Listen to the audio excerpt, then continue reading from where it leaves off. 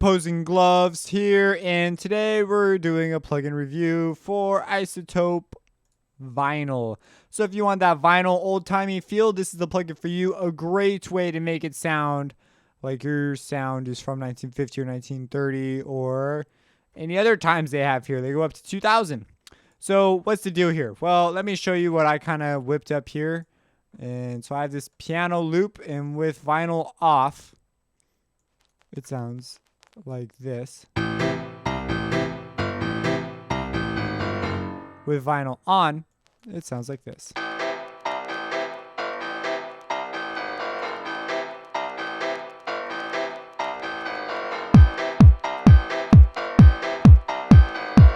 So yeah, I was just doing a little something. So what is this? What is vinyl doing? What is the dealio here? So we have these different warp options. So what it is it's using a variety of sounds, so playback of samples and filters to create this old-timey feel to it.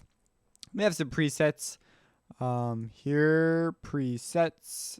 Oh, I did not get the presets. I saw other people with presets, but I didn't get any presets. So whatever, man, bro, whatever. So we have the year, so you can select the year. This is essentially a filter, and I'm not sure exactly what the filter is, but it's probably just a band limiting filter.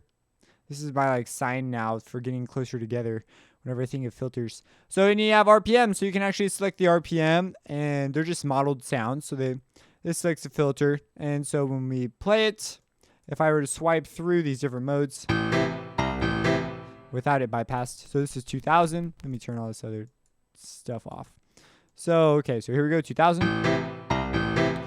1980. Whoa.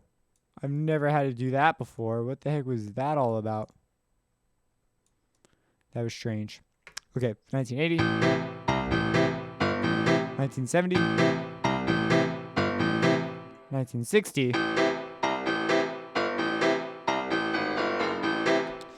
1950 and 1930. Obviously, some of these are a little subjective because they had microphone techniques that could they could position it differently. So you're suffering from, whatever they thought was the best way. But I am reasonably satisfied with these options. And as long as I know what they're going to do to my sound, I'm pretty cool. I'm probably most often going to go for 1960, 1950, 1930. I'm probably not going to go for these other ones all that much. Because if I grab this, it's probably I want it to sound like real old. But who knows? Maybe I want it to be subtle. So anyways, I'm going to put it back to 1950. We have our different RPM speeds, which have a variety of implications on playback. But I don't hear a huge difference. I'm not sure if they are somehow linked to our faders over here to maybe interact in cool ways. I haven't experimented with it that much. Over here we have these different warp options. So sometimes you put your disc down and it's got a little bit of a warp in it, and that affects how it plays back. You can control the depth of this warp. So, how bad is our warp like? If it's a horrible warp, it'll sound like this. And then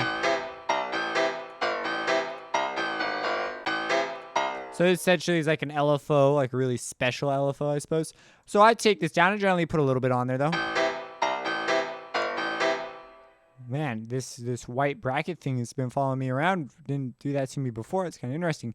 Next, we have a scratch. So this is like something that I find very annoying. I would automate this knob because if I put my scratches on, like one scratch, turn it up,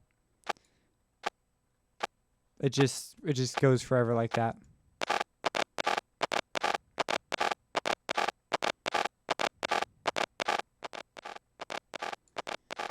And so, yeah, that's something I would automate every now and then.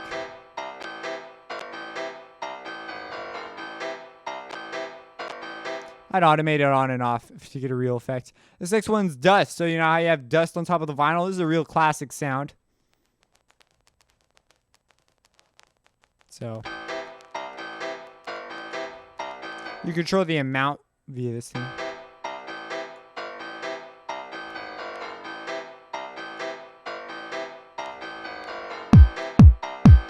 Yeah, that kick, man. That's an interesting kick. And then you have some electrical noise. So it's just a 60 hertz hum. Old filtered 60 hertz hum. We have wear. So.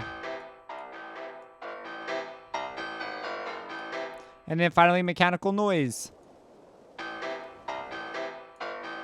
So you might have this down, turn this up, turn the electrical noise up a bit, turn the dust up, a little bit of depth, maybe not so much electrical noise. Have our warp going, and we want it to sound really old. So, well, I want it to sound really old, so I'm going to do this. Turn the warp down. Maybe move the mechanical noise down in the wear. Now you have the spin down. This is a simulation of, a disc slowing down until it stops.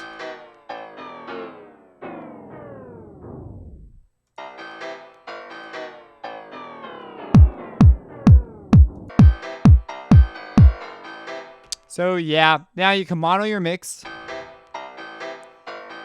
This could be disastrous depending on what you're doing, but mono is not very many people listened to stereo until much later. Like the Beatles didn't have stereo was sort of became a thing why the Beatles were a thing. So they made lots of hit records, and mono and stereo came out. They started doing some ridiculous panning moves.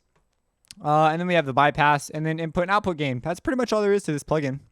But I like it. I can see myself using it in a variety of atmospheres, songs, tracks. Because what I would do is I'd automate it on and off. So right here, and then it comes down.